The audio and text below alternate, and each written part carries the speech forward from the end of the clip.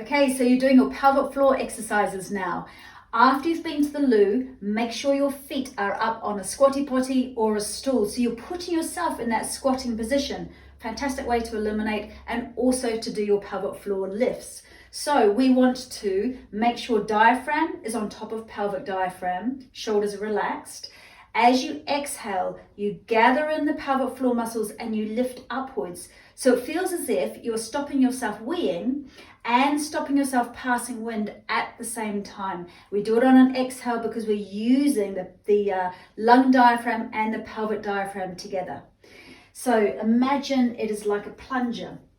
As you exhale, you're drawing in and up, and then as you inhale, you're just releasing back down again. So these are your fast twitch muscles, exhaling up and inhaling down. You want to do 5 to 10 of those, and then work your slow twitch muscles.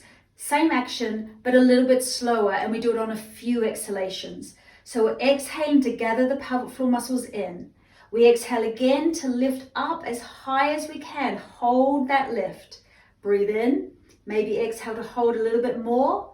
Pause, and then slowly release down and slowly release to that basement level where you're completely relaxed through the pelvic floor muscles. Squatting is a fantastic way to tone your gluteal muscles, tone your pelvic floor, tone your thighs, and also your deep core muscles. So after you've been to the loo, put the lid down. You want to drop your weight into your heels and then slide your behind back as if you're trying to reach down to the toilet seat. Make sure knees don't go on top of toes, they stay on top of your ankles. And then as you exhale, you push the heels into the ground and you rise up, squeezing your gluteal muscles into your sitting bones. Dropping down again. So we exhale to push upwards. Try releasing your pelvic floor when you've come up, and then drop down again. Push the floor away to come up and then come down. You are exhaling to come up and dropping down. So a really great way to tone deeply into your pelvic bowl and also get those gluteal muscles really working for you.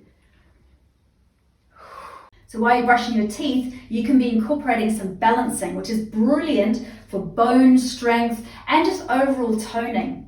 So you can be just brushing your teeth and lifting one leg up so that we are really pressing down through the heel, strengthening both core and your standing leg muscles. Maybe try coming into tree pose. Maybe try kicking some feet out in front of you. This is brilliant for core strengthening. Or maybe while you're brushing your teeth, that's when you're doing your squats.